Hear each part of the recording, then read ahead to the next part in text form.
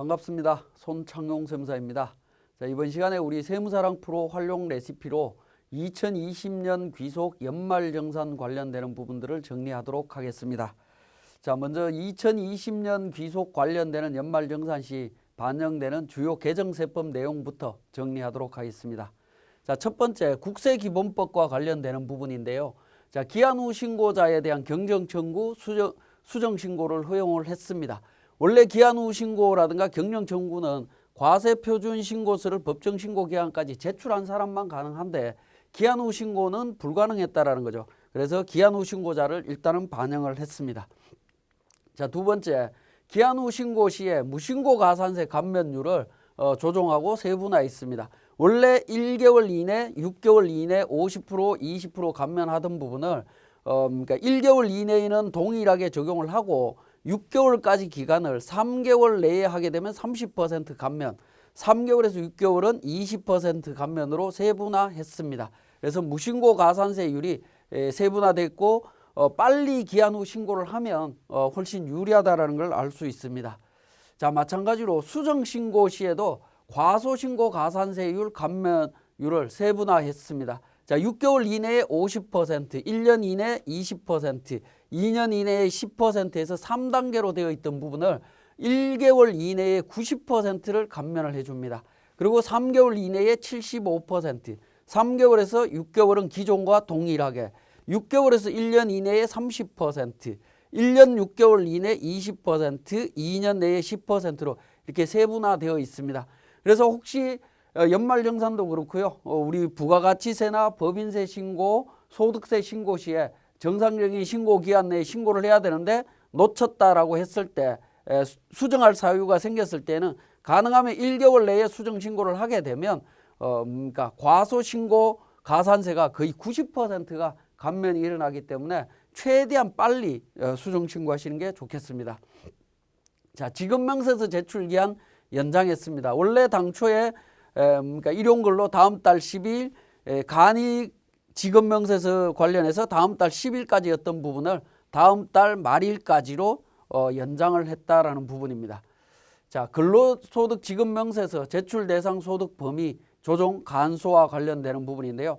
간이 지급명세서에 대해서 반기분, 근무분에 대해서 내도록 되어 있었습니다. 그래서 1월 달부터 6월 달까지 지급해야 되는 근로소득에 대해서 7월 달에 지급하면 어떻게 할 거냐 하는 부분인데 지급과 상관없이 그러니까 귀속 기준으로 제출하도록 했었는데 그 부분에 대해서 반기 동안 지급한 과세소득으로 조정을 하면서 귀속 연도 후에 지급분은 미제출하는 걸로 정리를 했다라는 부분입니다. 자, 이 부분은 우리 나중에 본문에서 제가 자세하게 또 설명을 드리겠습니다. 자, 그 다음에 휴폐업자 등 사업자의 지급명세서 제출 부담을 완화했습니다. 자, 일용근로 지급명세서에 대해서 휴폐업 했을 때는 다음 달 10일까지였고요. 상용근로자 간이 지급명세서도 다음 달 10일까지였습니다. 근데 제출기한을 연장했는데 다음 달 말일까지로 연장을 했습니다. 휴폐업 해산일이 속하는 반기 마지막 달에 다음 달 말일까지로 연장했다라는 거, 이것도 기억을 하시면 되겠고요. 자, 그 다음에 상용근로소득 간이 지급명세서 제출 의무를 면제해주고 있는데 휴업이나 폐업 해산의 사유로 그러니까 지급명세서를 간이 지급명세서 제출 기한 전에 미리 제출을 했다면 그 부분에 대해서는 간이 지급명세서는 제출 안 해도 된다라는 겁니다. 여기서 한 가지 주의하실 거는 상용근로소득 지급명세서는 휴업, 폐업, 해산한 달에 다음 달 말일까지입니다. 다음 말일까지고요. 상용근로 간이 지급명세서는 7월 31일, 1월 31일로 이렇게 되어 있죠.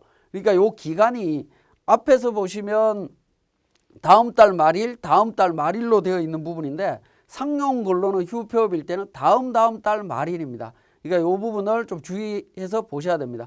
휴업, 폐업, 해산일이 속하는 분기의 마지막 달에 다음 달 말일이고요. 자, 다음 달 말일이고요. 자, 이 부분에 있어서 정상적인 그 상용근로지급명세서를 휴업, 폐업, 해산한 달에 다음 달 말일입니다. 기간이 약간 다르다라는 거죠. 그래서 요걸 착각하시는 분들이 있는데 좀 주의를 하실 필요가 있겠고, 자, 배우자 출산 휴가 급여에 대해서 소득세 비과세한다라고 해서 비과세 범위를 확대했습니다. 자, 종교인 소득 지급명세서 제출 불성실 가산세 2년간 유예를 하다가요. 18년도 1월 1일 이후 지급하는 소득분부터 가산세 매긴다라고 했는데 2년 유예하고 있었습니다. 그렇지만 이 부분을 2020년 1월 1일 이후 발생하는 소득분부터 적용을 합니다. 그래서 올해 처음으로 적용이 되기 때문에 종교인 소득이 만약에 있다면 지급명세서 반드시 제출을 하셔야 됩니다. 제출하지 않으면 가산세가 적용이 됩니다. 일반 근로소득이나 기타 소득이나 퇴직소득과 동일하게 지금 적용이 된다라고 보시면 되겠습니다. 임원 퇴직소득 한도 축소를 통한 과세 합리화를 했습니다. 그래서 임원 퇴직금에 대한 한도 규정이 과거와 동일하게 적용이 되는데 임원 퇴직소득에 대한 한도는 기본적으로 3배수 적용되던 부분을 올해부터는 2020년도 이후 건속연수에 대한 지급 배수는 2배수로 되어 있습니다. 그전은 3배수로 되어 있다는 거죠. 그러니까 조금 복잡해졌다라고 보시면 됩니다. 복잡해지고 그 한도 규모가 좀 축소되어 있습니다. 자, 이 부분도 우리 근로소득 제가 설명드릴 때 본문에서 자세히 설명을 드리겠습니다. 자, 근로소득 범위에서 중소기업 종업원 구입 그러니까 종업원의 구입 임차자금 대여 이익을 제외를 했습니다. 원래 종업원의 주택의 구입 임차자금을 회사로부터 무상으로 받은 부분을 근로소득에 포함을 시켰습니다. 근데 이 부분에 대해서 중소기업의 종업원이 주택 구입 임차자금을 대여받음으로써 얻은 이익은 근로소득에서 제외하도록 되어 있습니다. 이 부분은 원래 가지급금이죠. 그죠? 가지급금이 되면서 이 부분에 대해서는 인정이자를 계산을 해야 되는 부분입니다. 인정이자가 법적으로 4.8% 되어 있죠. 4.8% 되어 있는 부분인데 이 부분을 계산을 해야 되는데 이 부분에서 제외가 되었다라는 겁니다. 그렇기 때문에 그러니까 근로소득으로 보지 않고 법인세법 쪽에서는 이 부분에 대해서 이자 수익으로 과세소득에서 포함 안 시켜도 된다라는 겁니다. 여기서 중요한 거는 중소기업에 대한 부분만 적용이 된다라는 거 기억을 하시면 되겠습니다. 자, 야간 근로수당 등 비과세 생산직 근로자의 총급여 요건을 완화했습니다. 원래 직전 과세 기간에 2,500만 원 이하인자만 적용을 했는데 3,000만 원 이하자로 조정을 했습니다. 물론 이제 월정액 급여 210만 원은 동일하다라고 보시면 되겠고요. 자, 기타 소득 분리과세 대상 범위를 확대를 했습니다. 계약금이 대체된 위약금이나 배상금, 종업원 또는 대학 교직원이 근로와 관계없거나 퇴직 후에 지급받는 직무발명보상금 이 부분에 대해서 분리과세 대상으로 포함을 시켰습니다. 자, 근로소득 공제 한도를 신설했습니다. 근로소득 공제는 공제율은 동일합니다. 공제율은 동일한데 한도를 2천만 원으로 설정을 했다라는 겁니다. 그래서 2천만 원 넘어가면 더 이상 공제가 되지 않습니다. 자, 종합소득 기본공제 대상이 되는 부양가족 범위를 확대했습니다. 자, 직계존속 범위에 보면 직계존속이 재혼한 경우 배우자를 포함한다라고 되어 있습니다. 근데 직계존속이 재혼한 배우자를 직계존속 사후에도 부양하는 경우에 포함한다라는 겁니다. 그러니까 재혼한 다음에 그러니까 직계존속이 사망했을 때 그 배우자를 부양하고 있을 때 기본공제 대상자가 되느냐 하는 부분인데 포함하는 걸로 범위를 조금 확대했습니다. 그 다음에 위탁아동에 대한 부분인데 보호기간이 연장된 위탁아동 20세 이하인 경우에도 포함하는 걸로 정리를 했습니다. 원래 위탁아동은 만 18세까지만 적용이 되는데 20세까지도 가능하다라고 보시면 되겠습니다. 자, 신용카드 사용금액 소득공제 적용기한 연장 및 신문구독료 소득공제 확대 부분입니다. 자, 이 신용카드 관련되는 부분은 이번 코로나 사태 때문에 조금 많이 바뀌고 변경이 많이 일어났습니다. 기본적인 것만 기억을 하시면 되겠습니다. 자, 기본적으로 신문구독료에 대해서도 도서공연 사용분하고 동일하게 30% 적용해 주는 걸로 되어 있습니다. 총급여 7천만 원 이하자에 대해서만 적용을 합니다.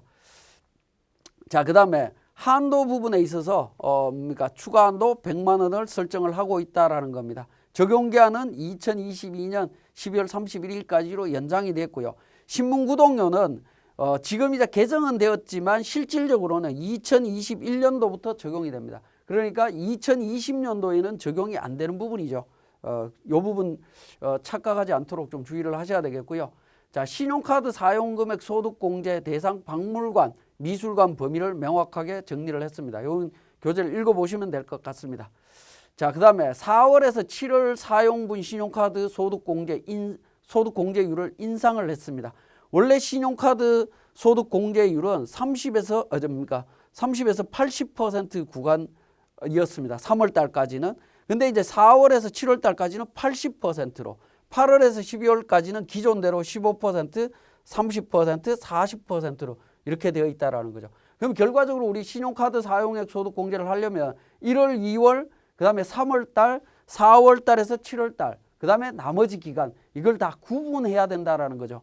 근데 만약에 신용카드 소득 공제에 관련되는 부분을 우리가 수작업으로 작업을 한다라고 하면 이렇게 되어 있으면 굉장히 힘든 작업입니다.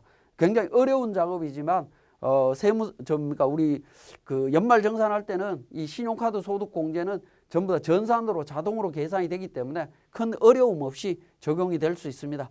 그러니까 여러분들은 그냥 이렇게 조금 복잡하게 바뀌었다라는 정도로만 기억하시면 됩니다. 자, 나머지는 전부 다 동일하고요. 적용 시기는 2020년 5월 19일 이후에 연말 정산하는 분부터 적용하도록 되어 있습니다.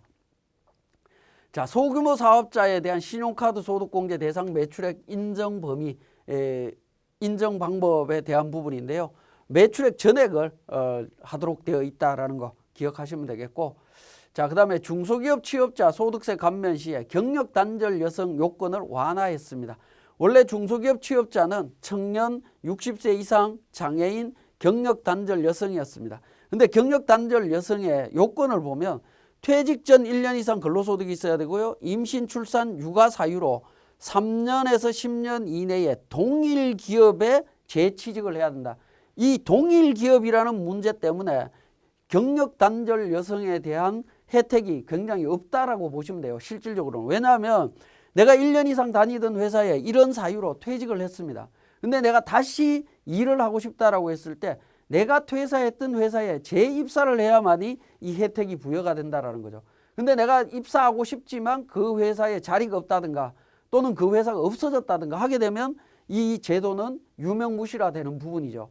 근데 이 부분을 현실화해서 그러니까 1년 이상 근로소득이 있어야 되고 결혼이나 그러니까 자녀 교육까지도 퇴직 사유로 포함을 시켰습니다. 그래서 범위를 조금 확대했고요. 그 다음에 3년에서 원래 10년이었는데 15년까지 기간을 확대했습니다. 여기에 중요한 건 뭐냐면 동종업종에 재취직하는 경우입니다. 그러니까 내가 기존에 다니던 회사에 근무하는 것이 아니라 기존에 다니던 회사와 유사한 회사에 입사를 해도 경력 단절 여성으로 인정해 주겠다라는 겁니다. 이 유사업종은 표준산업 분류에 있는 중분류까지 되도록 되어 있습니다. 그러니까 유사한 업종으로 입사를 하게 되면 취업자에 대한 소득세 감면 적용받을 수 있다라고 보시면 되겠습니다. 경력 단절 여성에 대한 부분은 굉장히 현실성 있게 바뀌었다라고 볼 수 있습니다. 자, 이 부분 2020년 1월 1일 이후 소득분부터 적용을 합니다. 자, 그 다음에 중소기업 취업자 소득세 감면 대상 업종을 확대했습니다. 서비스 업종도 들어갔다라는 거 기억하시면 되겠고요. 자녀세액 공제 대상에서 7세 미만의 취약 아동을 작년까지는 포함하도록 되어 있었는데 이 부분이 삭제됐습니다. 7세 미만 아동은 자녀세액 공제 적용 못 받습니다. 무조건 7세 이상만 적용을 받습니다. 자, 산후조리원 비용 의료비 세액 공제 증명서류 제출 합리화했습니다. 산후조리원 비용을 제출을 해야 된다라는 부분이고요. 자, ISA 계좌 만기 시에 개인 퇴직연금 계좌에 추가 납입 허용 및 세제 혜택을 제공을 하고 있다라는 부분입니다. 그러니까 그 만기 계좌에 연금 계좌 전환 시에 추가 납입 세액 공제 한도를 부여를 했다라고 보시면 됩니다. 연 1,800만 원 플러스 ISA 계좌 만기 시 연금 계좌 전환 금액 기준으로 해서 납입 총 한도가 되겠습니다. 자, 이 금액을 기준으로 해서 세액 공제를 받을 수 있다라고 보시면 되겠습니다. 세액 공제 한도는 연금저축 300에서 400만 원, 퇴직연금 합산 시에는 700만 원이고요. 여기에 추가로 IS 계좌 만기 시 연금 계좌 추가 납부액의 10% 최고 300만 원 한도로 적용을 해주고 있습니다. 그래서 추가적인 연금계좌세액공제를 적용받을 수 있다라고 보시면 됩니다. 자, 그 다음에 50세 이상 연금계좌세액공제 한도를 확대를 했습니다. 과거에는 그 소득금액 총급여 기준으로 한도를 적용해서 15%, 12% 이렇게 적용을 했던 부분인데 50세 이상에 대해서는 4,500에서 1억 원 사이에 한도 금액을 600에서 900만 원, 퇴직연금까지 포함해서 900만 원까지 되도록 확대를 했다라는 거죠. 기존은 400에서 700이었는데 200만 원 확대를 했습니다. 공제율은 동일하다라고 보시면 되겠습니다. 물론 이제 1억 원 초과되는 급여 기준으로는 1억 2천 초과되는 부분에 대해서는 기존과 동일하게 적용이 되고 있습니다. 그래서 근로소득이 1억 2천 이하이신 분이고 50세 이상이신 분들은 퇴직연금, 연금계좌세액공제 한도가 늘어났다라고 보시면 되겠네요. 자, 적용제외 말씀을 드렸고, 적용제외는 종합소득금액 1억 또는 총급여 1억 2천만 원 초과, 그 다음에 금융소득 종합과세 대상자는 제외되도록 되어 있습니다. 그래서 이 부분도 주의 깊게 보시면 되겠습니다. 자, 그 다음에 현물기부금에 대한 법정기부금 평가는 시가 장부가액 중에 큰 금액으로 하도록 되어 있습니다. 기존은 장부가액으로 되어 있었는데 이 부분을 합리적으로 지정기부금하고 일치되는 방향으로 개선을 했습니다. 자, 기부 활성화를 위한 기부금 공제 계산 방법 조정을 했습니다. 자, 기존의 방식은 후입선출법의 방식이었죠. 후입선출이었다라고 하면 지금은 선입선출 방식입니다. 선입선출 방식으로 바뀌었다라는 겁니다. 그래서 기부금은 원래 기부한 사람들이 계속 기부하는 경향이 좀 있습니다. 근데 기부를 했는데 많이 기부하다 보니까 기부금 한도 초과가 나왔다라고 하면 그 초과된 기부금에 대해서는 2월에서 10년 동안 공제를 해줍니다. 근데 그 2월에서 10년 동안 공제해 주는 방식이 과거에는 당해 연도 지출된 기부금부터 먼저 공제를 하고 한도 미달이 생기면 다시 2월 기부금을 넣어주는 방식이었습니다. 근데 기부금에 한도 초과가 나오는 분들은 다음 연도, 그 다음 연도 이제 계속 한도 초과가 나올 가능성이 상당히 높습니다. 그런 경우에는 기존에 2월 되는 게 효과가 없어지는 결과가 나옵니다. 근데 이제 선입선출법으로 바뀌면 어떻게 되냐면 당해 연도 한도액을 계산한 다음에 공제를 전년도 2월 기부금부터 공제를 합니다. 그리고 남으면 당해 연도 기부금이 공제가 된다라는 거죠. 그렇게 되면 자, 당해 연도 기부금에서 미공제가 생기면 다시 2월이 되죠. 2월이 될 때 당해 연도부터 10년이 됩니다. 기존 건은 없어지고 당해 연도부터 된다라는 거죠. 그러면 실질적인 혜택이 나타난다라는 부분입니다. 이거는 진작에 바뀌었어야 되는 부분인데요. 어쨌든 최근에 선입선출법으로 바뀌었다라는 겁니다. 자, 그 다음에 2020년 12월 달에 올 12월 달에 소득세법 개정된 내용들이 있습니다. 그 개정된 내용들 중에 2020년 귀속 연말정산 때 적용되는 부분 한두 가지 살펴보겠습니다. 자, 근로소득 간이지급명세에서 제출 불성실 가산세율을 인하를 했습니다. 근로소득 간이지급명세에서 제출을 하지 않으면 가산세가 표현이 잘못됐는데요. 0.5%입니다. 0.5% 기존에 적용을 하고 있었는데요.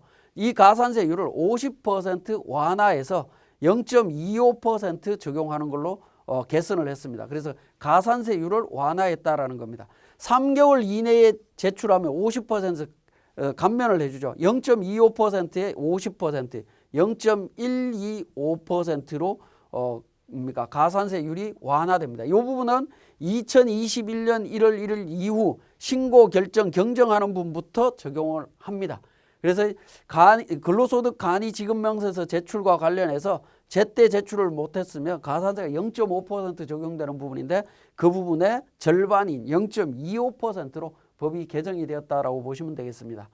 자, 신용카드 소득공제 한도 한시 상향했습니다.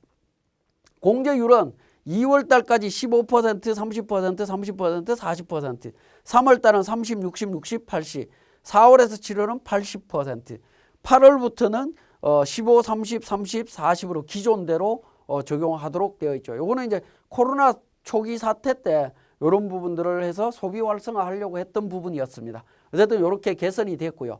근데 이제 소득공제 한도는 어떻게 돼 있었냐면 300, 250, 200으로 되어 있었습니다.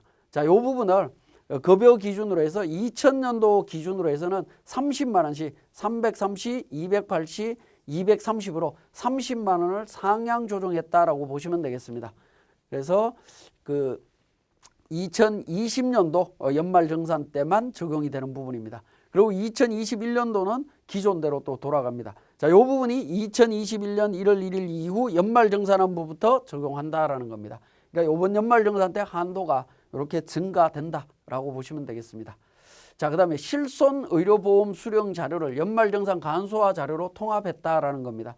자, 의료비 세액공제를 적용받을 때 실손 의료보험료는 원래 세액공제에서 제외하도록 했었죠. 제외하도록 했던 부분들에 대해서 작년에 연말정산 간소화 자료에서 자료를 제공을 했습니다만은 연말정산 간소화 자료로 완전 통합을 했습니다. 통합을 해서 그러니까 볼 수 있도록 해놨다라고 보시면 됩니다. 자, 이 부분은 이제 보험회사 등 보험공제 계약에 따라 의료비를 실손 의료보험으로 지급하는 자가 제출을 해야 된다라고 보시면 되겠습니다. 그래서 과거에는 실손 의료보험 지급 자료 제출 의무가 있었는데 이 부분 뭐 이렇게 법이 바뀌어서 제출 안 해도 되는 건 아니고요. 당연히 제출하는데 간소화 자료로 다이렉트로 들어옵니다. 작년 같은 경우에는 간소화 자료에서 한꺼번에 이게 출력이 되는 것이 아니라 분리되어 있었는데 지금은 한꺼번에 확인할 수 있도록 개선이 됐다라고 보시면 되겠습니다. 자, 월세세액공제 적용 대상 기준을 정비했습니다. 자, 보시면 무주택자 중에 총급여 7천만 원 이하 근로자 및 성실사업자, 성실신고 확인 대상자입니다. 이 부분은 뭐 과거하고 동일하고요. 자, 공제율은 총급여 5,500만 원 이하, 종합소득금액 4천만 원 이하 기준으로 12% 적용하던 부분인데 이걸 확대해서 4,500으로 확대했다라고 보시면 됩니다. 총급여 7천만 원 이하자, 종합소득금액 6천만 원 이하자는 10%로 기존대로 동일합니다. 이 부분도 2021년 1월 1일 이후 연말정산 또는 종합소득세 과세표준을 신고하는 분부터 적용하도록 되어 있습니다. 자, 지금까지 우리 2020년도 귀속 연말정산 적용 시에 적용되는 개정세법 내용들을 정리했습니다. 예, 이번 시간에 우리 사원 등록에서 부양가족 명세와 관련되는 부분 탭이 있었죠. 자, 그 부분 설명드릴 건데 부양가족 명세는 우리 기본적으로 인적 공제와 관련해서 기본 공제와 추가 공제에 관련되는 부분을 정리를 해야 됩니다. 그래서 먼저 기본 공제부터 정리를 하고 우리 세무사랑 프로에서 살펴보도록 하겠습니다. 자, 기본 공제와 관련되는 부분입니다. 자, 기본 공제는 판정의 중요성입니다. 기본 공제가 굉장히 중요한 부분인데요. 자, 종합소득공제에 기본공제, 추가공제, 연금보험료 공제, 특별소득공제, 특별세액공제, 자녀세액공제, 연금저축세액공제 뭐 이런 다양한 소득공제, 세액공제가 있습니다. 그 공제의 전제 조건이 기본공제 대상자를 기준으로 적용을 한다라는 거죠. 그것 때문에 굉장히 중요하다라는 겁니다. 기본공제 대상자가. 기본공제 대상자가 잘못 판단이 되게 되면 우리 연말정산 엉망이 됩니다. 그 정도로 중요한 부분이기 때문에 기본공제에 대해서 자세하게 제가 정리를 해드리겠습니다.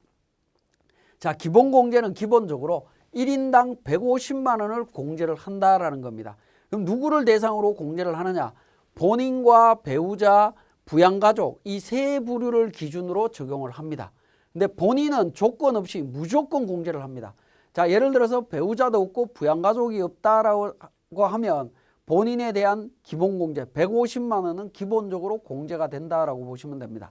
자, 그 다음에 배우자, 누가 배우자냐? 법률상 배우자입니다. 법률상 배우자라고 하는 것은 혼인신고가 되어 있어야 된다라는 거죠. 혼인신고가 되어 있어야 됩니다. 자, 혼인신고가 되어 있는 경우를 법률상 배우자라고 이야기를 합니다. 자, 혼인신고가 되어 있는 배우자를 기준으로 소득 금액이 100만 원 이하여야 됩니다.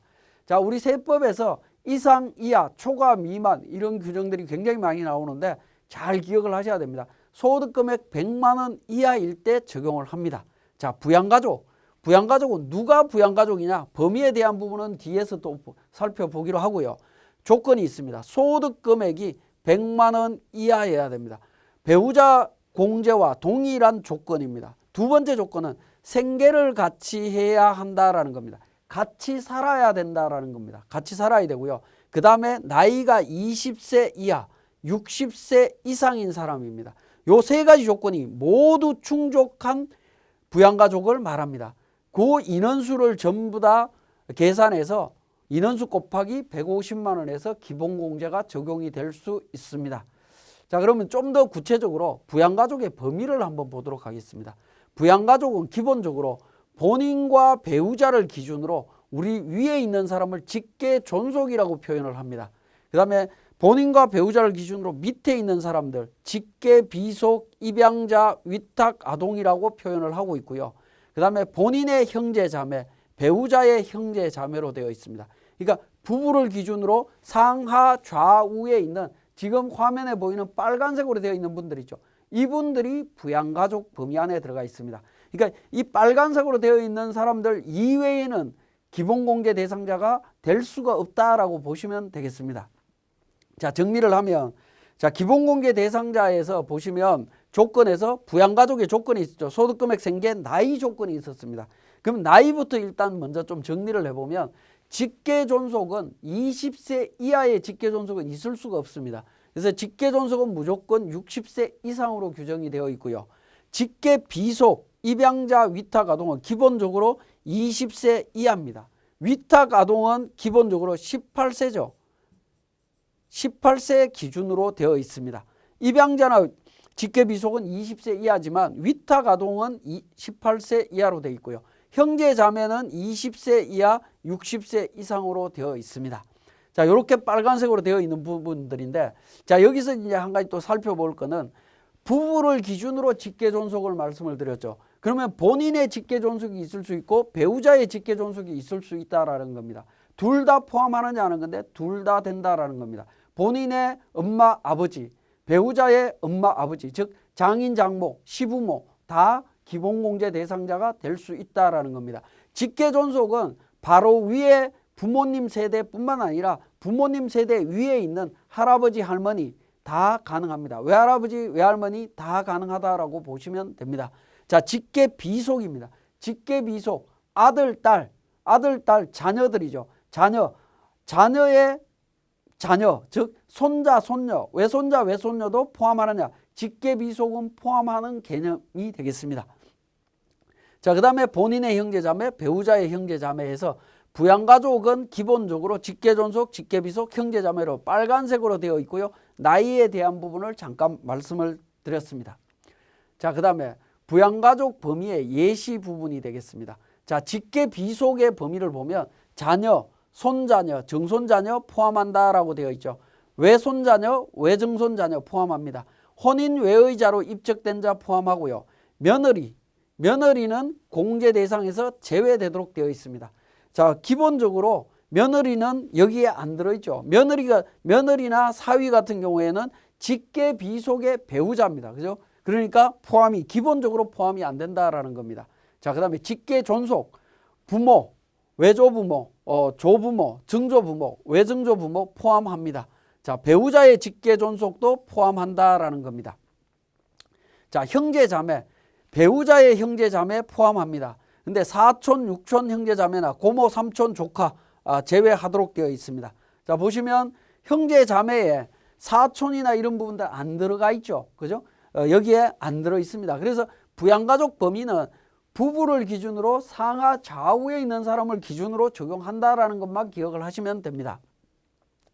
자, 그 다음에 위탁아동, 해당 과세 기간에 6개월 이상 직접 양육한 위탁아동, 직전 과세 기간의 위탁 기간을 포함합니다. 위탁아동은 18세 이하만 적용을 하고요. 물론 이제 그 기간이 연장된 경우에는 만 20세까지 포함하는 걸로 법이 개정이 되긴 했습니다. 자, 부양가족 요건에 대한 예외가 되겠습니다. 자, 요 부분은 뭐냐면, 자, 기본공제 대상에 대한 부분을 보면 부양가족이든 배우자 공제든 조건이 있었죠. 여기 빨간색으로 이런 조건이 있습니다.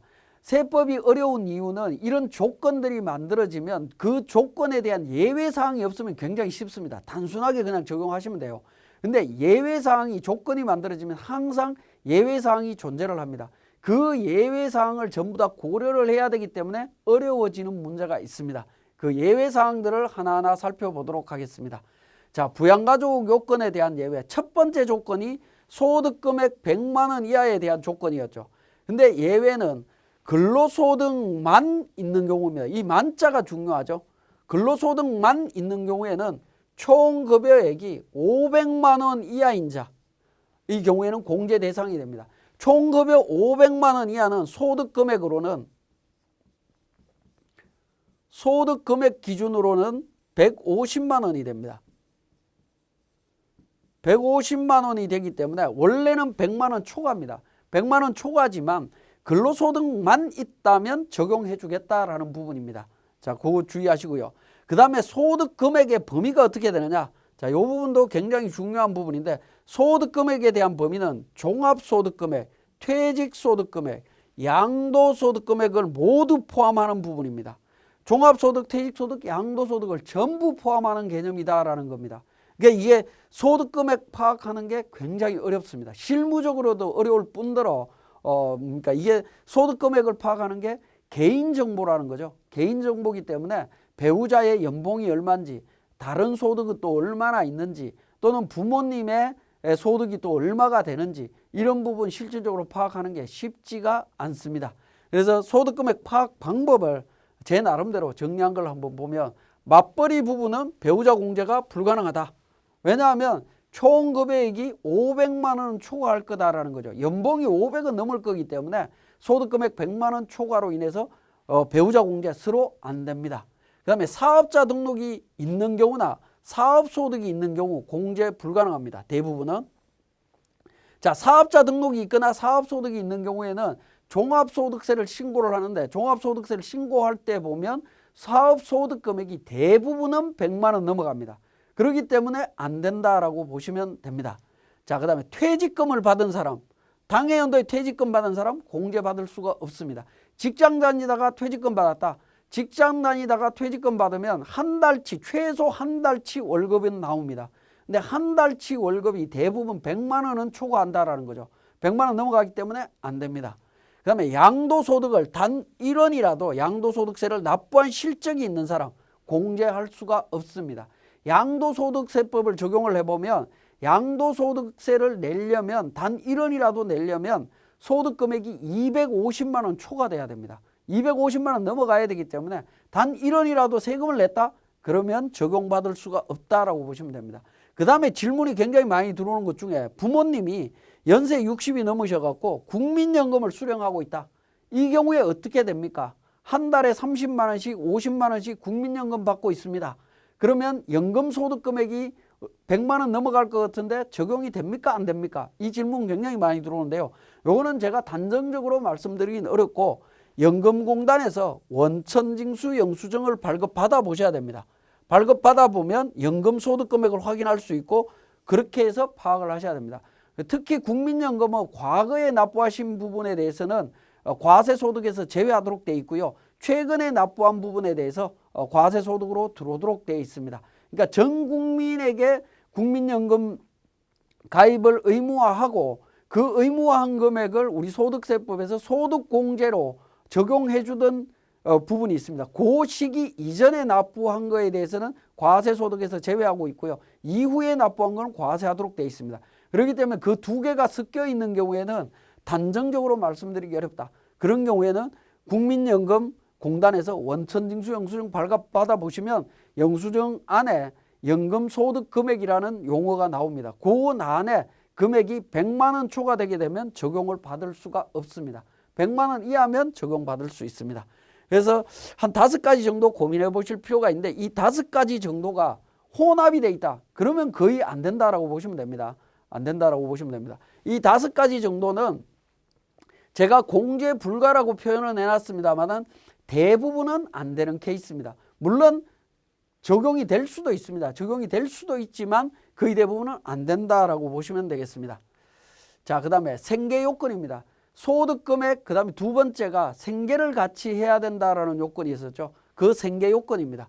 자, 생계 요건을 부양가족 기준으로 보면 직계 존속의 경우에는 주거 형편상 별거 시에 공제 대상이 된다. 해외 거주 시에는 불가능하다라고 표현을 해놨습니다. 주거 형편상 별거하는 경우에는 가능하다라는 부분입니다. 자, 그러면 우리 교재에 있는 내용들 중에 한 가지만 한번 살펴보도록 하겠습니다. 교재 64페이지가 되겠는데 제가 그 강의를 진행하면서 교재 페이지를 잠깐 말씀을 드리는 경우가 있는데요. 그 페이지에 혹시 말씀드린 페이지에 내용이 없으면 한두 페이지 정도는 착오가 있을 수 있습니다. 그 부분 감안하셔서 좀 찾아서 따라와 주시면 되겠습니다. 우리 주거 형편상 별거라고 하는 부분이 나와 있는데 주거 형편상 별거라는 의미가 뭐냐라는 부분인데요.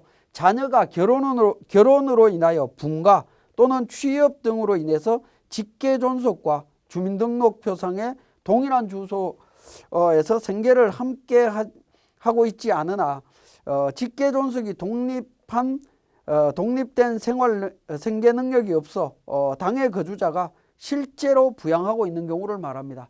그러니까 취업이 됐거나 결혼을 했거나 이렇게 해서 그러니까 따로 사는 경우가 되겠습니다.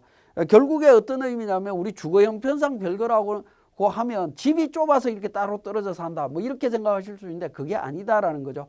집이 아무리 넓어도 따로 떨어져 살 수 있는 경우가 있다라는 겁니다. 그런 경우에 직계 존속은 인정해주고 있습니다. 물론 이제 해외 거주하게 되면 그거는 안 된다라고 보시면 되겠습니다. 자, 직계 비속은 어떻게 되느냐? 직계 비속은 이유를 따지지 않고 항상 생계를 같이 하는 걸로 봅니다. 따로 떨어져 살더라도 같이 사는 걸로 봅니다. 왜냐하면 직계 비속은 부모가 부양을 해야 될 의무가 있죠. 의무가 있기 때문에 같이 사는 걸로 봅니다. 형제 자매는 반드시 생계를 같이 해야 됩니다. 같이 살아야 된다라는 겁니다. 같이 살지 않으면 공제를 받을 수 없습니다. 자, 나이 요건이 되겠습니다. 나이 요건에 대한 예외 부분입니다. 나이는 20세 이하 60세 이상이라고 말씀을 드렸는데 장애인인 경우에는 나이를 무시합니다. 나이를 무시한다는 얘기는 조건이 세 가지가 있었죠. 그래서 소득금액, 생계, 나이 요건이 있었는데 나이를 무시한다는 얘기는 결국에 뭡니까? 생계 요건과 소득금액 요건만으로 판단하겠다라는 겁니다. 장애인인 경우에는 나이를 묻지 않습니다. 자, 부양가족의 배우자 공제 여부입니다. 자, 부양가족에 대해서는 배우자 적용 안 된다라고 했죠. 그래서 제가 앞에서 직계 비속의 배우자인 며느리나 사위는 공제 대상이 될 수 없다라고 말씀을 드렸습니다. 자, 그 부분을 한번 정리를 해보면 직계 존속의 배우자는 누구냐? 이 질문은 조금 웃긴 개념이긴 하지만 직계 존속, 부양가족 중에 직계 존속의 배우자는 엄마의 배우자는 아버지죠. 그러니까 배우자는 직계 존속에 포함이 됩니다. 그죠? 직계 존속의 배우자는 직계 존속입니다. 당연히 공제 대상이 됩니다. 이 부분은. 자, 본인의 형제 자매에 대한 배우자의 형제 자매에 대한 배우자는 공제가 안 됩니다. 예외 없이 공제할 수 없습니다. 그러니까 형제 자매에 대한 배우자는 적용을 할 수가 없다라는 부분입니다. 그 다음에 직계 비속의 배우자, 며느리나 사위는 원칙적으로 공제할 수 없습니다. 공제 불가능합니다. 그렇지만 예외적으로 비속이 장애인이고 그 배우자가 장애인인 경우, 즉 장애인 부부인 경우에는 직계 비속의 배우자도 공제가 됩니다. 배우자도 기본공제 대상자에 들어온다라는 거죠. 그죠? 유일한 예외입니다. 부양가족의 배우자는 원칙적으로 공제가 될 수 없는데 비속이 장애인이고 그 배우자가 장애인인 경우에는 그 배우자도 기본공제 대상자가 될 수 있다라는 점 기억하시면 되겠습니다. 자, 그 다음에 지금까지 이제 말씀드렸던 내용들을 쭉 종합을 해보면 어떤 부분이 나오냐면 조건이 있었죠. 소득금액, 생계, 나이 조건이 있었습니다. 그러면 소득금액, 생계, 나이 조건이 언제 기준으로 충족해야 되느냐 하는 겁니다. 충족 기준, 즉 판단 기준입니다. 소득금액 100만 원 이하다라고 했을 때 언제 날짜로 100만 원 이하여야 되냐 이 부분인데 원칙이 12월 31일인 과세기간 종료일입니다. 과세기간 종료일 현재 소득금액이 100만 원 이하여야 되고요.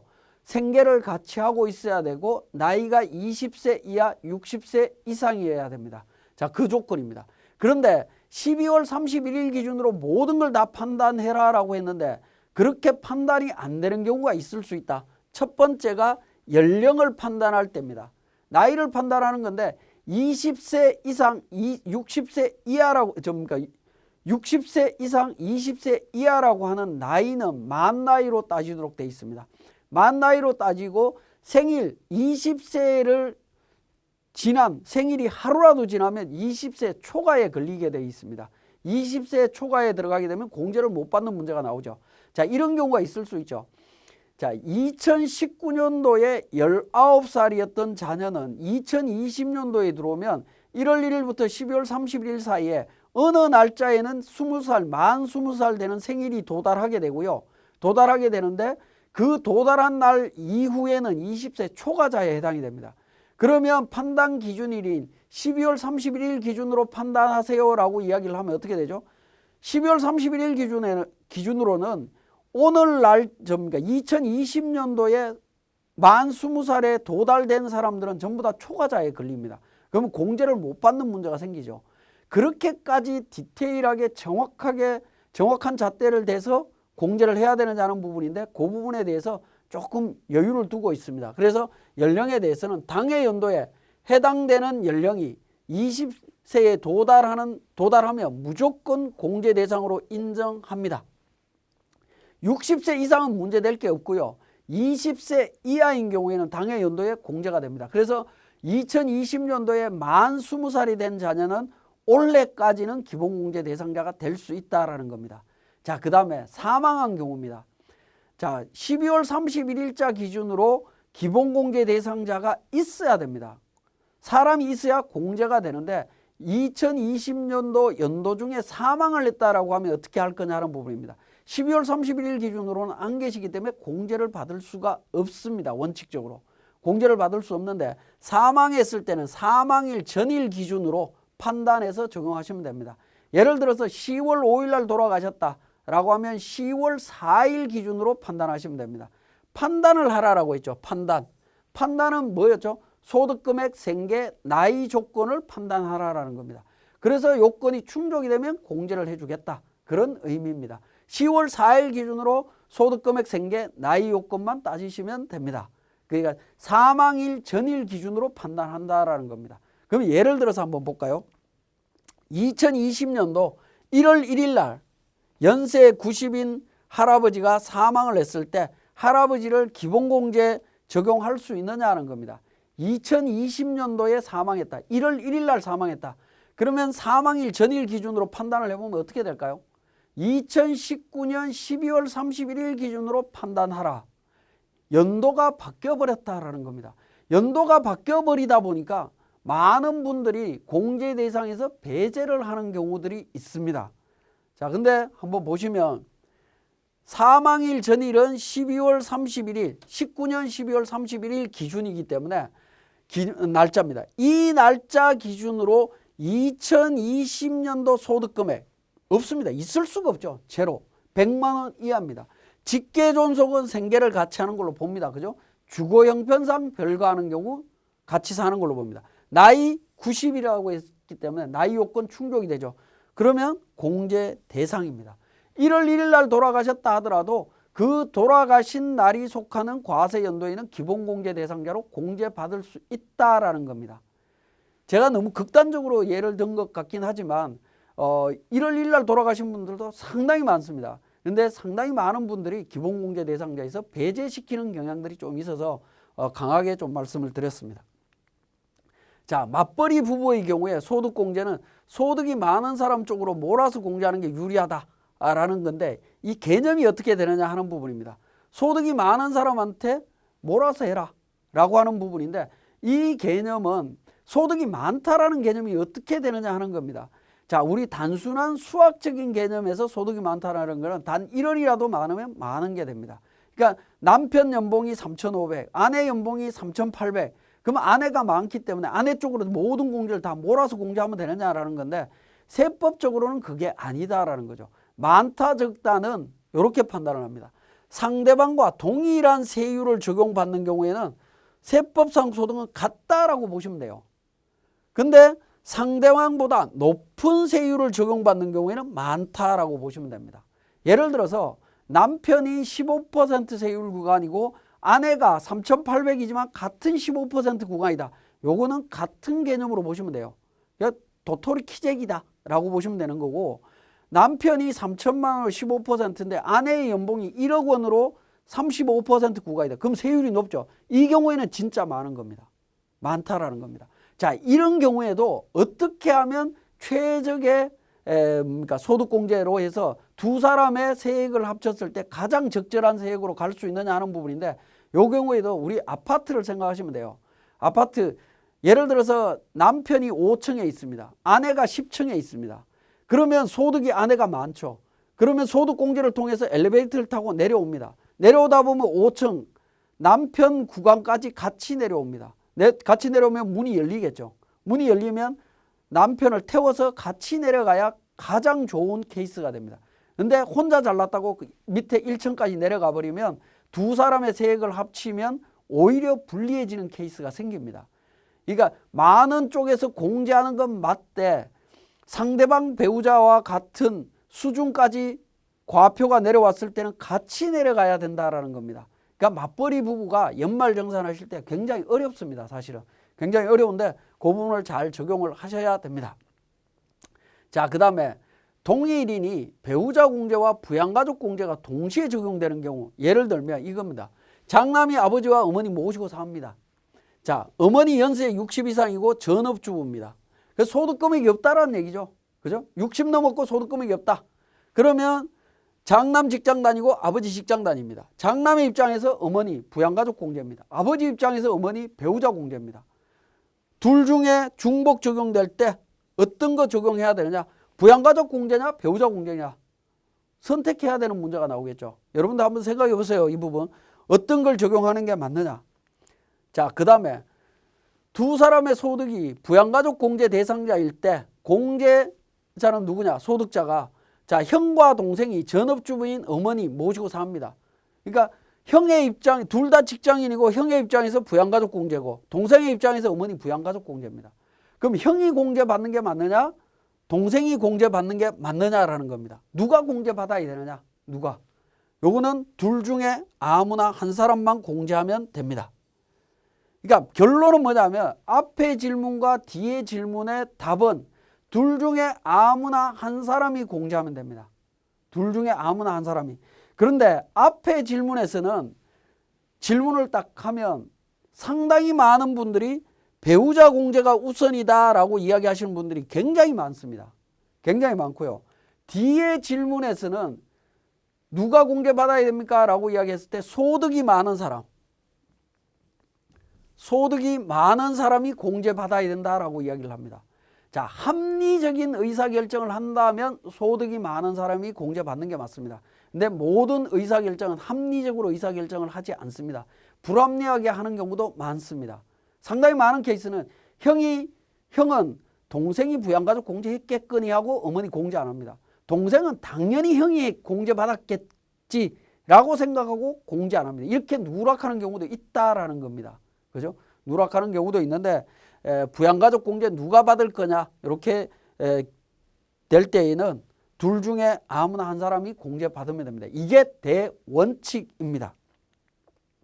자, 대원칙인데요. 자, 제가 앞에서 이제 칠판으로 설명드렸던 내용들 중에 우리 교재를 통해서 몇 가지만 정리하고 넘어가도록 하겠습니다. 교재는 61페이지가 되겠는데 그 표에 보시면 기본공제 대상자에서 네모 6번입니다. 자, 아동복지법에 따른 가정위탁을 받아 양육하는 위탁아동으로서 해당 과세 기간에 6개월 이상 직접 양육한 아동이고요. 다만 이제 보호기간이 연장된 경우로서 20세 이하인 위탁아동도 포함한다라는 겁니다. 원래 위탁아동은 만 18세 이하로 규정이 되어 있습니다. 자, 그렇게 보시면 되겠고 넘어갑니다. 그 다음에 62페이지에 참고사항에서 부양가족에서 소득금액에 대한 부분 내용입니다.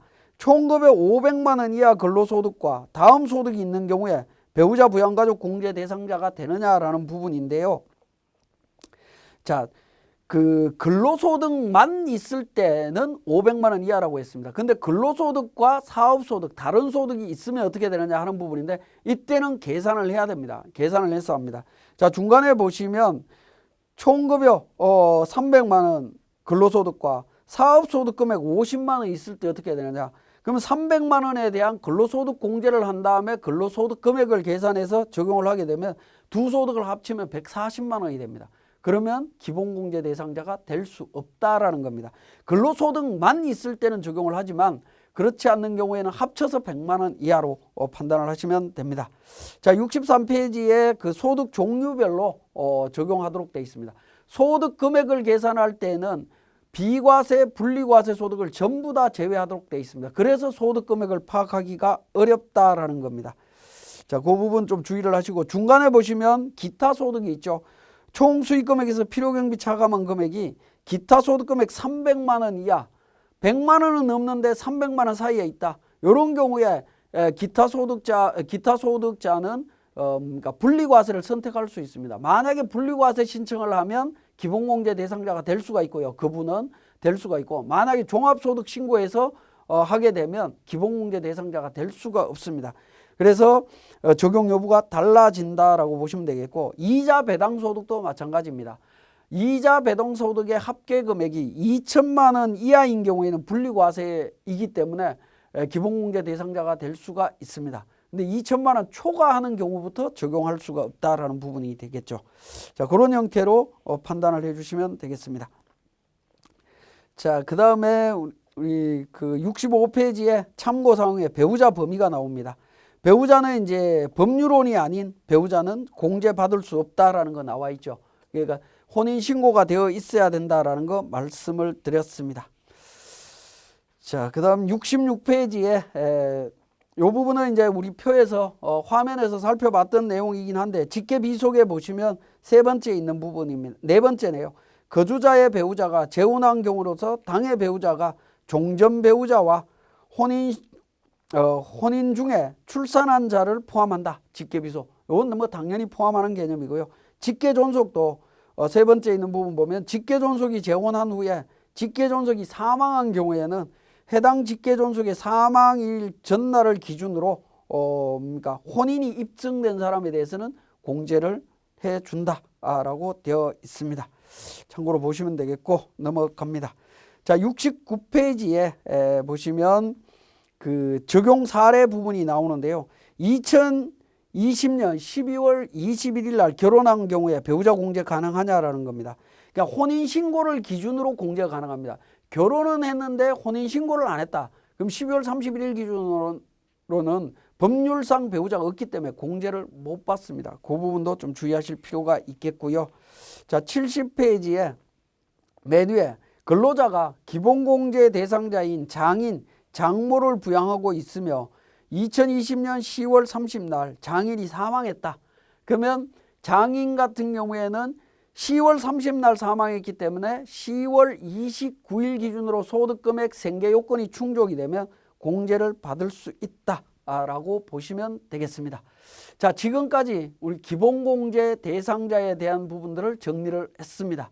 기본공제 대상자는 굉장히 중요하다라고 교육시간 첫 시간에 말씀을 드렸죠. 앞부분에서 말씀드렸기 때문에 기본공제 다시 한번 확인해서 반드시 정리해 주시기 바랍니다. 예, 이번 시간에 우리 사원 등록에 부양가족 명세 탭이 있는데요. 그 중에 이제 기본공제는 앞 시간에 살펴봤고 추가공제 살펴보고 우리 세무사랑 프로에서 가족명세, 부양가족명세 등록 실무 과정을 살펴보도록 하겠습니다. 자, 추가공제가 되겠습니다. 자, 추가공제는 경로우대공제, 장애인공제, 부녀자공제, 한부모소득공제로 이렇게 되어 있는데요. 경로우대공제는 기본공제 대상자가 만 70세 이상일 때 한 명당 연 100만 원을 공제를 해줍니다. 자, 제가 기본공제 대상자 설명드릴 때 중요한 이유, 기본공제 대상자가 중요하다라고 했던 이유가 있습니다. 그죠? 굉장히 중요하다라고 했는데 추가공제가 기본공제 대상자를 전제로 추가로 공제를 해주고 있습니다. 그러니까 기본공제 대상자 판단이 잘못되면 추가공제 자체가 잘못된다라는 부분입니다. 자, 두 번째 장애인공제. 기본공제 대상자가 장애인이면 1인당 연 200만 원을 공제를 해주고 있습니다. 자, 부녀자 공제가 되겠습니다. 자, 부녀자 공제는 종합소득금액이 3천만 원 이하인 자, 근데 근로소득만 있으면 급여가 4,147만 원 정도가 되겠습니다. 그거 이하인 사람에 대해서 공제를 해주는데 배우자가 있는 여성 거주자는 무조건 공제가 됩니다. 조건이 없습니다. 남편이 있으면 공제가 된다. 자, 그 다음에 배우자가 없는 여성인 경우에는 기본공제 대상 부양가족이 있는 세대주여야 됩니다. 세대주라는 조건이 있죠. 그러니까 배우자가 없으면서 기본공제 부양가족이 있어야 되고 본인이 세대주일 때 연 50만 원을 공제를 받을 수 있습니다. 그런데 자, 부녀자 공제는 조건이 두 가지 케이스로 구분해서 보시면 됩니다. 그런데 어떤 분들은 배우자가 있는 여성 거주자 조건과 두 번째 배우자가 없는 여성 거주자로 기본공제 대상 부양가족이 있는 세대주, 이걸 분리해서 판단하는 게 아니라 합쳐서 둘 다 충족해야 되는 걸로 착각하시는 분들이 있는데 이거는 둘 다 충족할 수가 없습니다. 그죠? 첫 번째 조건, 위에 있는 조건 충족하면 공제, 위에 거 안 되고 배우자가 없으면 밑에 거 공제, 이렇게 되는 겁니다. 그러니까 그 부분을 좀 주의를 하셔야 되고요. 한부모 소득 공제가 되겠습니다. 자, 해당 거주자가 배우자가 없는 사람으로서 기본공제 대상자인 직계 비속 또는 입양자가 있는 경우에는 연 100만 원을 공제를 받을 수가 있다라는 겁니다. 자, 요 경우에 자, 한부모 공제 같은 경우는 배우자가 없는 사람이니까 부녀자 공제는 소득자가 여성인 경우에 적용이 되는 부분이고요. 한부모 소득 공제는 배우자가 없으면 되니까 남자인 경우에도 적용이 가능하고 여성인 분도 적용이 가능합니다. 자, 한부모 소득 공제와 부녀자 공제, 특히 여성인 경우에 부녀자 공제와 한부모 소득 공제가 동시에 적용이 되면 어떻게 되느냐 하는 부분인데, 모두 적용이 되는 경우에는 4번을 적용한다. 큰 금액을 적용해 주겠다라는 겁니다. 그러니까 여성의 경우에 부녀자 공제와 한부모 소득 공제가 둘 다 적용이 된다면 한부모 소득 공제 금액이 더 크기 때문에 한부모 소득 공제만 적용을 해준다라는 겁니다. 자, 여기서 한 가지 중요한 거는, 자, 경로우대 공제, 장애인 공제, 부녀자 공제, 한부모 소득 공제, 이 부분에 있어서 요건이 충족되면 중복해서 적용이 되느냐는 건데, 중복 적용 가능하다라는 겁니다. 그러니까 본인이 나이가 70 이상이고 장애가 있고 여성이다라고 하면, 남편이 있다 이렇게 되면 어떻게 되겠습니까? 경로우대 공제, 장애인 공제, 부녀자 공제도 가능하다라는 겁니다. 그러니까 기본공제 대상자인 한 사람이 추가 공제의 4가지 중에 여러 가지를 동시에 적용을 받을 수 있다라는 겁니다. 그러니까 최대 3가지를 동시에 받을 수 있다라는 부분입니다. 근데 우리가 앞에서 살펴봤던 기본공제는 어떻게 돼 있죠? 본인, 배우자, 부양가족 공제죠. 근데 그 서로 간에는 중복될 여지가 없습니다. 없지만 추가 공제는 이렇게 중복해서 적용할 수 있다라는 부분입니다. 자, 그 다음에 부양가족이 장애인, 즉 소득이 없는 경우에 소득세 공제 적용 여부인데요. 자, 이 부분 보기 앞서서 우리 교재 70페이지에 장애인 공제에 대한 부분에 있어서 장애인에 대한 부분이 나옵니다. 어떤 사람이 장애인이냐라는 부분인데요. 장애인 복지법에 의한 장애인, 그 다음에 국가유공자 등 예우 및 지원에 관한 법률에 의한 상이자, 이와 유사한 사람으로서 근로능력이 없는 사람들, 이런 사람들. 근데 이제 장애인 복지법에 의한 장애인은 장애인 등록증으로 확인하시면 되고, 국가유공자 등 예우 및 지원에 관한 법률에 의한 근로능력이 없는 사람들도 마찬가지로 보훈청장이 발급하는 장애인 증명서로 하시면 됩니다. 자, 이 부분은 뭐 이런 서류들로 확인이 가능하고요. 또 장애인에 들어가는 부분이 동그라미 3번에 항시 치료를 요하는 중증 환자로서 취하기 곤란한 상태에 있는 사람을 말합니다. 그러니까 중증 환자 같은 경우에도 장애인이 가능하다라는 부분인데, 이때는 소득세법에서 정하는 장애인 증명서를 제출하셔야 됩니다. 자, 소득세법에서 정하는 장애인 증명서 부분은 의사가 발급하는 장애인 증명서입니다. 그러니까 중증 환자의 경우에는 의사가 발급하는 장애인 증명서를 가지고 오면 장애인 공제가 가능하다라고 보시면 됩니다. 그게 이제 우리 참고 사항에 항시 치료를 요하는 중증 환자의 장애인 증명서에서 1번부터 5번까지 내용들을 정리해 놓고 있습니다. 그래서 동그라미 1번 보면 소득세법에서 정하는 장애인 증명서는 그 장애인 복지법에 의한 장애인 등록증과 구분되고, 장애인 복지법에 의한 장애인 등록증을 발급받은 경우에도 별도 장애인 증명서는 필요 없다라는 겁니다.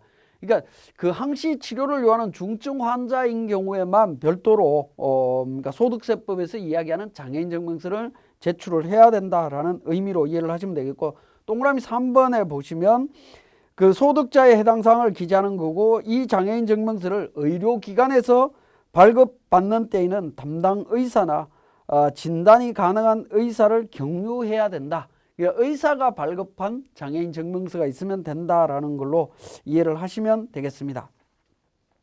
자, 그 다음에 3번에 이제 다음 페이지에 그 세대주 부양가족 관련되는 부분이 있습니다.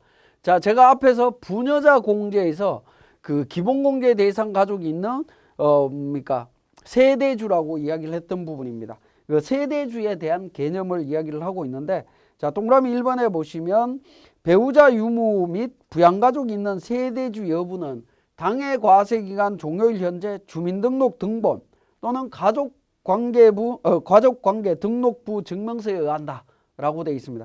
그러니까 대부분은 주민등록 등본에 의해서 세대주인지 아닌지 확인하시면 되겠습니다.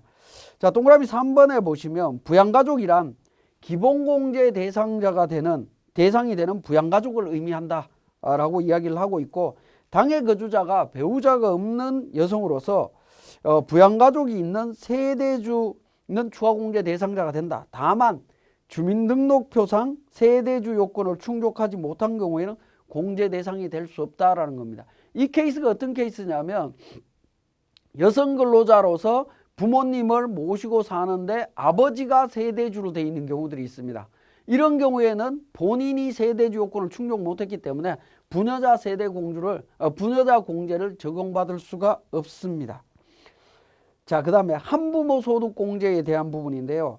해당 과세 기간에 배우자가 사망한 경우로서 연말정산 때 기본공제 대상자로 배우자를 기본공제로 신청한 경우에는 기본공제 대상자의 배우자가 있기 때문에 한부모 소득공제를 적용받을 수가 없습니다.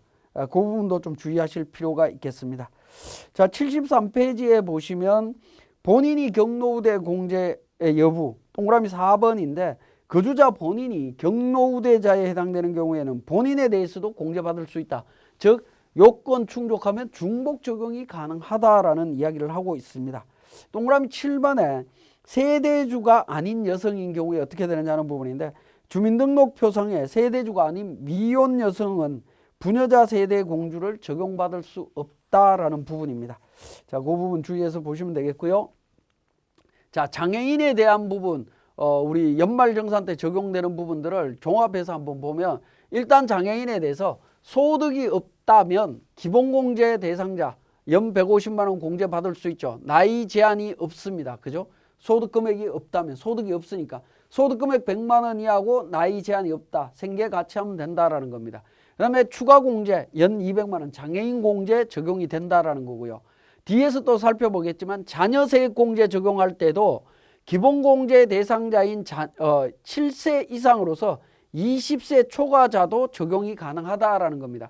장애인은 기본공제 대상자의 직계 비속이라든가 그러니까 배우자 이런 경우에 나이에 제한이 없다라고 했죠. 나이에 제한이 없기 때문에 소득금액 요건만 충족이 되면 나이가 20살이 넘더라도 기본공제 대상자가 됩니다. 그렇게 되는 분들 같은 경우에 자녀세액 공제가 되느냐는 건데, 20세 초과되는 경우에도 장애인인 경우에는 자녀세액 공제를 적용받을 수 있다라는 점입니다. 자, 그 다음에 특별세액 공제 중에 보험료 납입액의 연 100만 원 한도로 해서 15% 적용해 줘요. 장애인 전용 보장성 보험에 가입했을 때 가능하다라는 겁니다. 그 다음에 교육비 지출 15%, 장애인 특수교육비는 전액 공제 대상입니다. 자, 교육비는 원래 기본적으로 본인 거는 전액이고요. 직계 비속 관련되는 부분들은 전부 다 그러니까 300만 원, 900만 원 한도가 있었죠. 지출 금액에 한도가 있었지만 장애인 관련되는 부분에 있어서는 전액 공제가 가능하다라고 보시면 되겠고, 의료비 관련되는 부분도 15% 세액 공제 받을 수 있는데, 총급여 3% 초과되는 의료비 중에 장애인 의료비는 전액 공제가 가능하다라는 겁니다. 전액 공제가 됩니다. 그래서 우리 연말정산 때 장애인과 관련되는 부분이 적용될 수 있는 부분을 요약하면 이렇게 정리하실 수 있겠습니다. 자, 그 다음에 세대주 요건이 있는 소득공제 및 세액공제를 우리가 요약을 해보면 배우자가 없는 경우에도 적용되는 그러니까 부녀자 공제가 있습니다. 배우자가 없을 때 본인이 세대주이면서 부양가족이 있으면 공제가 가능하다라는 겁니다. 그 다음에 우리가 뒤에서 살펴보겠지만 주택임차자금 원리금 상환액에 대한 공제, 이 부분도 세대주가 공제를 받지 않는 경우에 세대원의 구성원이 적용이 가능합니다. 근데 기본적으로 세대주인 경우에만 적용이 됩니다. 주택마련저축소득공제, 이 부분도 세대주인 경우에만 적용이 된다. 장기주택 저당차입금 이자 상환액 공제, 이 경우에도 세대주 요건이 기본입니다. 물론 이제 세대주가 공제받지 않는 경우에는 세대의 구성원이 실제 거주하면서 공제가 받는 경우 가능합니다. 그 다음에 월세세액공제, 월세세액공제도 기본적으로 세대주 요건이 있습니다. 세대주가 주택자금공제를 적용받지 않는 경우에는 세대의 세대원이 적용 가능하다라는 겁니다. 그러니까 우리가 세대주 요건을 이렇게 구성하고 있는 부분들이 세법의 연말정산과 관련되는 부분을 한 5가지로 정리하실 수 있습니다. 그래서 이 5가지는 세대주 요건이 있다라는 점 기억하셨다가 소득공제나 세액공제 적용할 때 세대주 적용 확인하시면 되겠습니다. 자, 자녀세액공제가 되겠습니다. 자, 자녀세액공제는 기본적으로 기본공제 대상자인 자녀, 입양자, 위탁아동으로서 7세 이상인 사람에 대해서 한 명당 연 15만 원, 2명이면 30만 원, 3명 이상일 때 30만 원 플러스 한 명당 30만 원씩 계산을 해주도록 되어 있습니다. 세액공제. 요때 기본 자녀세액공제에서는 자녀라는 용어가 굉장히 중요하다라는 겁니다. 직계 비속과 자녀는 다른 개념이다라는 거 반드시 기억을 하셔야 됩니다. 직계 비속에는 손자, 손녀, 외손자, 외손녀 이 부분이 전부 포함이 되는 거지만 자녀는 오로지 아들, 딸을 의미합니다. 아들, 딸 이외에는 제외된다라고 보시면 됩니다. 자녀와 동급인 입양자, 위탁 아동은 포함되도록 되어 있습니다. 자, 그 내용이 우리 75페이지에 내용이 나와 있습니다. 종합소득이 있는 거주자의 기본공제 대상자인 손자, 손녀는 적용이 안 된다라는 거 참고사항에 있고요. 자, 자녀를 기본공제 대상자로 공제받은 거주자가 자녀세액공제를 적용받는 겁니다. 근데 맞벌이 부부가 기본공제와 자녀세액공제를 나눠서 공제받을 수 있느냐 하는 건데 나눠서 공제 못 받습니다. 분리해서는 안 된다. 기본적으로 기본공제 대상자인 경우에만 기본공제 대상자인 사람에 대해서 자녀가 있다면 공제가 가능하다라는 부분입니다. 자, 이게 기본적인 자녀세액공제고요. 그 다음에 출생이나 입양세액공제에 관련되는 부분입니다. 해당 과세 기간에 출생, 입양한 자녀, 첫째인 경우 연 30만 원, 둘째 연 50만 원, 셋째인 경우 70만 원입니다. 자, 첫째, 둘째, 셋째. 자, 첫째, 둘째, 셋째라고 하는 걸 구분을 어떻게 할 거냐. 이 부분에 대해서도 의문이 생기죠. 기존에 자녀가 있을 때 입양을 했다면 이게 둘째 자녀냐 아니면 입양 순서로 첫째냐 이런 부분에 논란이 있을 수 있습니다. 자, 이 부분에 대해서 이제 적용을 어떻게 하느냐 하는 부분인데 기본적으로 좀 전에 말씀을 드렸던 부분인데 기본공제 대상자, 대상 자녀에 대해서 손자나 손녀 적용이 안 된다라는 거 말씀을 드렸고요. 맞벌이 부부는 기본공제와 자녀세액공제를 나누어서 공제받을 수 없다. 그러니까 한쪽으로 몰아서 공제해야 된다라는 거 말씀드렸습니다. 그 다음에 조세특례제한법에 의해서 자녀 장려금을 신청한 경우에는 자녀세액공제와 중복 적용할 수 없도록 되어 있습니다. 자, 출산 입양세액공제 적용 순서가 되겠습니다. 자, 출산 입양세액공제는 해당 과세기간에 첫째일 때 30만 원, 둘째일 때 50만 원, 셋째일 때 70만 원이다라고 말씀을 드렸는데 이때 첫째, 둘째, 셋째의 판단 기준이 어떻게 되느냐? 나이 순서와 관계없이 사망한 자녀를 포함하여 출산 입양 신고한 순서를 기준으로 적용하는 거다라는 겁니다.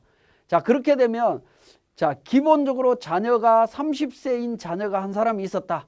그러고 난 다음에 나중에 늦둥이로 입양을 했다라고 하면 이게 이 입양한 자녀는 둘째냐 첫째냐라는 겁니다. 그러니까 본인 가족의 자녀 순서 전체 순서로 따진다라고 보시면 됩니다. 둘째가 됩니다. 자, 그 부분과 관련해서 우리 교재에 한번 보시면 76페이지가 되겠습니다. 적용 사례가 있는데요.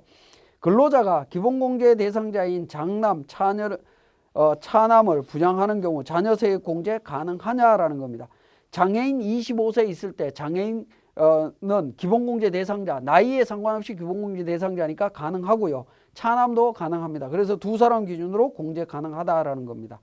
자, 두 번째 사례 보시면 가족관계 등록부 상에 자녀는 다음과 같을 때 출생 입양세액 공제 어떻게 되느냐. 장남 30세 15년도에 사망했습니다. 그리고 장녀 25세, 차남 17세, 차녀 0세인데 20년도에 출생을 했습니다. 자, 그러면 30세와 25세인 장남, 장녀는 기본공제 대상자가 아니죠. 아닌 경우에 그러면 20년도에 출생한 자녀는 둘째냐 넷째냐라는 문제입니다. 그죠? 왜냐하면 기본공제 대상자로만 따지면 두 번째에 해당이 되는 거고 전체 자녀 수로 따지면 네 번째에 해당이 되는 겁니다. 자, 그런데 우리 기본적으로 출산 입양세액 공제와 관련되는 부분은 사망한 자녀를 포함해서 전체 순서로 따진다라는 겁니다. 결국에 넷째 자녀죠. 그러면 세 번째 이상일 때는 연 70만 원이라고 말씀을 드렸습니다. 그래서 70만 원 공제가 적용이 된다라고 보시면 되겠습니다. 자, 지금까지 설명드렸던 부양가족 공제와 자녀세액 공제 관련되는 부분을 우리 세무사랑 프로에서 실제 적용하는 과정을 살펴보겠습니다. 자, 교재 55페이지에 부양가족 명세와 관련되는 부분입니다. 인사급여 근로소득 관리의 사원 등록이라고 하는 메뉴가 있습니다. 자, 사원 등록 메뉴를 실행시키신 다음에 오른쪽에 보시면 기본사항 부양가족 명세 탭이 있습니다. 자, 부양가족 명세 탭에서 내용을 진행을 하시면 되겠습니다. 자, 부양가족 명세에는 연말 관계, 성명, 그 다음에 내국, 외국인, 주민등록번호, 나이, 오른쪽에 보시면 기본공제, 부녀자, 한부모, 경로, 우대, 장애인, 자녀, 출산, 입양, 위탁관계 정보들이 있죠.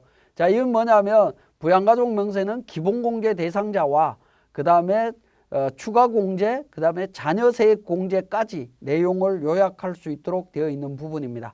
물론 이제 우리 사원 등록에서 부양가족 명세에 이렇게 부양가족들을 전부 다 등록을 하겠지만 만약에 연말정산 때까지 이 내용을 등록 못했다라고 하면 어떻게 할 거냐 하는 부분인데 부양가족 명세는 연말정산 때 추가로 등록을 하셔도 되고요. 혹시 연말정산 때 등록하는 경우에는 우리 그 근로소득 관리 쪽에 보시면 연말정산 관리에 연말정산 추가자료 입력이라고 하는 탭이 있습니다. 자, 연말정산 추가자료 입력이라고 하는 탭에서 전체 사원을 불러오신 다음에 여기에도 오른쪽에 보시면 소득명세 부양가족이라고 하는 탭이 있습니다. 부양가족이라고 하는 탭에서 연말정산을 하면서 부양가족을 추가로 등록하실 수도 있습니다. 추가로 등록하게 되면 이 연말정산 추가자료 입력에 등록한 부양가족은 우리 사원 등록에 있는 부양가족 명세 탭에 자동으로 반영이 됩니다. 서로 연동되도록 되어 있기 때문에 사원 등록에 누락된 부양가족이 있다라고 하면 우리 연말정산 때 추가로 등록을 해도 상관없다라는 겁니다. 연말정산 추가자료 입력 쪽에서 등록하실 수가 있습니다. 그리고 이 그 부양가족은 제가 말씀드렸듯이 사원 등록은 그 마감 후 2월이라는 기능을 통해서 다음 연도로 2월에서 사용할 수 있다라고 말씀을 드렸습니다. 그런데 이 부양가족 명세와 관련되는 부분들도 기본적으로 2월을 하게 되면 전년도 자료가 2월이 돼서 계속해서 연계해서 사용하실 수가 있습니다. 그런데 만약에 그 연계하지 않고 새로 불러와서 사용할 수 있느냐는 부분인데 상단 부분에 보시면 F8번 부양가족 불러오기라고 하는 메뉴가 있습니다. 그래서 불러오고자 하는 사원을 선택하신 다음에 F8번 부양가족 불러오기를 하게 되면 전년도 부양가족 명세를 불러옵니다라고 해서 내용을 불러오실 수 있다라는 겁니다. 불러와서 반영하실 수 있습니다. 자, 그러면 이제 부양가족 명세 탭에 구체적으로 하나하나 보시면 연말관계라고 하는 부분이 있습니다. 자, 연말관계라고 하는 부분은 하단 부분에 중간 부분에 당부장 표시로 연말관계가 나와 있죠. 소득자 본인, 소득자의 직계존속, 배우자의 직계존속, 배우자, 직계비속, 자녀나 입양자를 제외한 직계비속. 자녀나 입양자 제외한 직계비속은 결국에 뭡니까? 손자, 손녀, 외손자, 외손녀가 되겠죠. 그 다음에 형제, 자매, 7번 수급자, 8번 위탁 아동, 만 18세 미만인 자, 뭐 이렇게 구분이 되어 있습니다. 자, 이러한 사람들을 구분해서 관계를 선택을 해주시면 되겠습니다. 그리고 내국인, 외국인, 대부분은 내국인이고 주민등록번호로 등록하시면 됩니다. 주민등록번호를 입력하게 되면 나이는 자동으로 반영이 됩니다. 자동으로 반영이 되고요. 자, 기본공제는 나이를 기준으로 해서 기본공제 선택하실 수 있습니다. 자, 기본공제를 선택을 하게 되면 기본공제 본인은 이제 본인이기 때문에 연말정산에서 소득자 본인이 되는 경우에는 기본공제 본인으로 자동으로 표시가 됩니다. 그 다음부터 이제 연말 관계에서 1번부터 8번까지 번호가 생기게 되면 기본공제 대상자에 해당이 되느냐부터 시작해서 2번 배우자, 20세 이하, 60세 이상 장애인, 기초생활 대상, 자녀 장려금 대상 뭐 해서 7가지를 선택하도록 되어 있습니다. 요 부분은 이제 기본적으로 여러분들이 선택해서 등록해 주시면 되겠습니다. 그 다음에 이제 부녀자 공제, 한부모 공제, 경로우대 장애인 관련되는 부분을 추가 공제로 해서 등록을 해 주시면 되겠습니다. 이 추가 공제와 관련되는 부분은 우리 상단 부분 툴바에 보시면 F7 추가 공제라고 하는 게 있습니다. 자, F7 추가 공제를 눌러 보시면 선택한 사원 부양가족의 주민등록번호를 기준으로 추가 공제를 자동으로 표시한다라고 되어 있습니다. 자동으로 표시가 가능합니다. 나이를 기준으로 해서 한부모 또는 경로우대 장애인 관련되는 부분을 쭉 정리를 해줄 수 있다라는 부분입니다. 자, 이런 기능도 있다라는 거 기억을 하시면 되겠고요. 자, 추가 공제와 관련해서는 우리 F7 추가 공제로 해서 자동으로 반영되는 경우도 있지만 자동으로 반영이 안 되는 경우도 있습니다. 그런 경우에는 직접 등록을 해주시면 되겠고, 장애인 공제 같은 경우에는 장애인의 종류, 장애인 복지법에 의한 장애인인지 국가유공자나 중증 환자에 해당이 되는지 1, 2, 3번으로 장애인을 등록해 주시면 되겠습니다. 자, 그리고 이제 부양가족 공제 현황이라고 되어 있는데요.